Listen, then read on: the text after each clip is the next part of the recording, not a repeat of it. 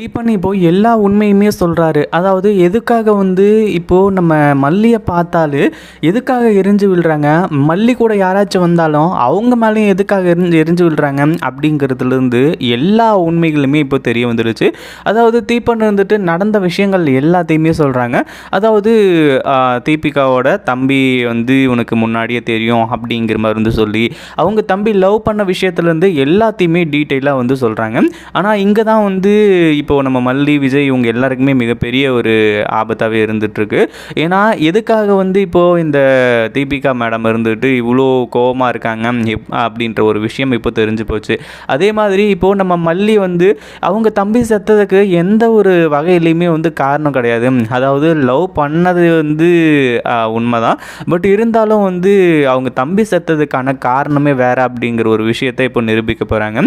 ஆனால் அதே சமயத்தில் இப்போது இந்த நாகு என்னதான் ரொம்ப நல்லவங்களாக இருந்தாலுமே கூட அந்த ஒரு டைமில் நாகு ரொம்ப கெட்டவங்களாக இருந்தாங்க.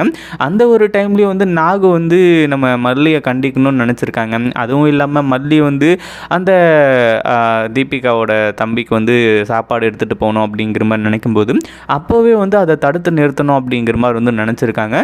பட் இருந்தாலும் அப்போவே நம்ம மல்லி அந்த தீபிகாவோட தம்பி கிட்ட கொஞ்சம் தள்ளியே இருந்திருந்தால் பிரச்சனையே இருந்திருக்காது. பட் இருந்தாலும் அந்த ஒரு டைமில் நம்ம மல்லியை லவ் பண்ணது கடைசியில் அவன் இறந்து போன விஷயம் நம்ம மல்லிக்கு தெரியவே தெரியாது.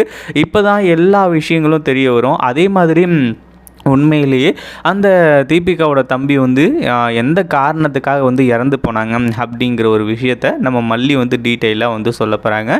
இதுக்கப்புறம் இந்த தீபிகா நம்புறதும் நம்பாததும் அவங்களோட கையில் இருக்குது. அதில் எந்த ஒரு சந்தேகமும் இல்லை.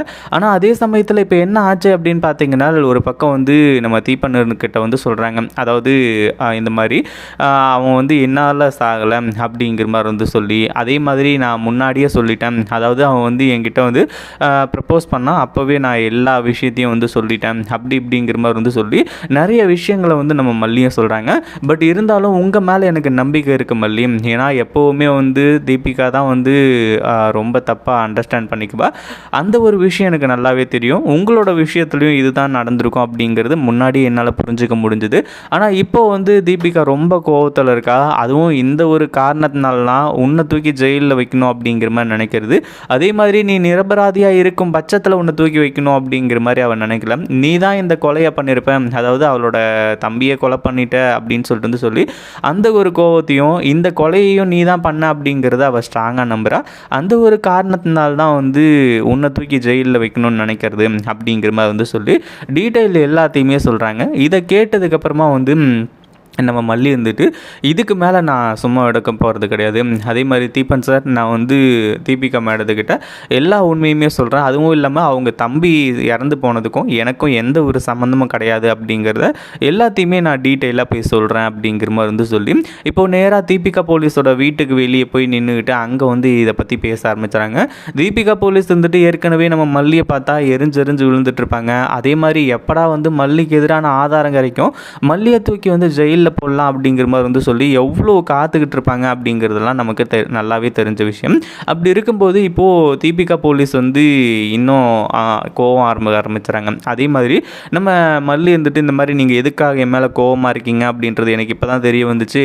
உங்கள் தம்பி என்னை லவ் பண்ணது என்னமோ உண்மை, அதே மாதிரி உங்கள் தம்பியோட சாவுக்கு நான் காரணம் கிடையாது. என்னை லவ் பண்ணதுனால நான் கிடைக்காததுனால தான் செத்துட்டான் அப்படிங்கிற மாதிரி நீங்கள் நினச்சிட்டு இருக்கிறது உண்மையிலே மிகப்பெரிய ஒரு முட்டாள்தனம் அப்படிங்கிற மாதிரி சொல்லி நடந்த விஷயங்கள் எல்லாத்தையுமே சொல்கிறாங்க. முதல்ல இந்த தீபிகாவுக்கு இதை கேட்கறதுக்கெல்லாம் நேரம் இல்லை. ஆனால் மல்லி நீங்கள் இதை கேட்டு தான் ஆகணும், வேறு வழியே கிடையாது அப்படிங்கிற மாதிரி சொல்லி வலுக்கட்டாயமாக நிறைய விஷயங்களை சொல்கிறாங்க. கடைசியில் தான் இப்போது தீபிகா என்ன சொல்கிற மல்லி, நீ என் தம்பி இறந்து போனதுக்கும் உனக்கு, அதாவது முதல்ல இவ இதில் தப்பிக்கிறதுக்கு பார்க்குறாளோ அப்படிங்கிற மாதிரி இருந்துச்சு. பட் இருந்தாலும் அந்த ஒரு டைமில் அந்த ஒரு சுச்சுவேஷனில் உங்கள் தம்பிக்கிட்ட நான் எல்லாத்தையுமே எடுத்து சொன்னதுக்கப்புறமா உங்கள் தம்பி எல்லாத்தையுமே புரிஞ்சுக்கிட்டாங்க. ஆனால் அவங்க தம்பி இறந்து போனது என்னால் கிடையாது அப்படிங்கிற ஒரு விஷயத்த எல்லாத்தையுமே டீட்டெயிலாக சொல்கிறாங்க. அப்போ தான் தீபிகா எல்லாத்தையுமே புரிஞ்சுக்கிட்டு கடைசியில் மல்லிக்கிட்ட மன்னிப்பு கேட்குறாங்க.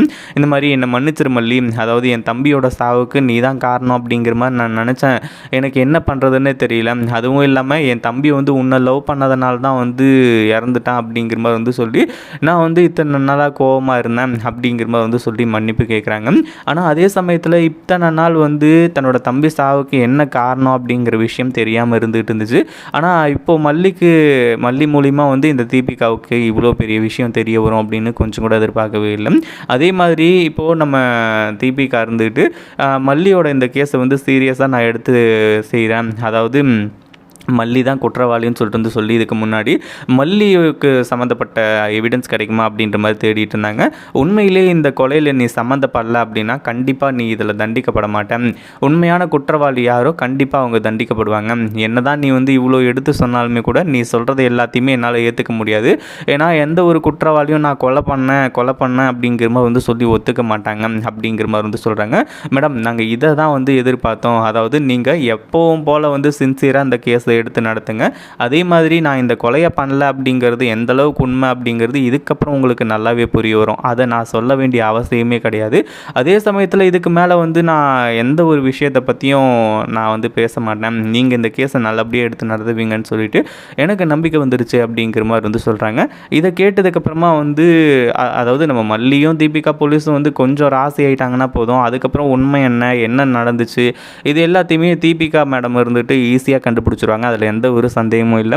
இதை பற்றி நீங்கள் என்ன நினைக்கிறீங்க? அந்த வீடியோ பிடிச்சிருந்தா லைக் பண்ணுங்கள், ஷேர் பண்ணுங்கள். இப்போ தான் நம்ம சேனலுக்கு ஃபர்ஸ்ட் டைம் வரீங்க அப்படின்னா கீழே இருக்க சப்ஸ்கிரைப் பட்டனை ப்ரெஸ் பண்ணிக்கோங்க.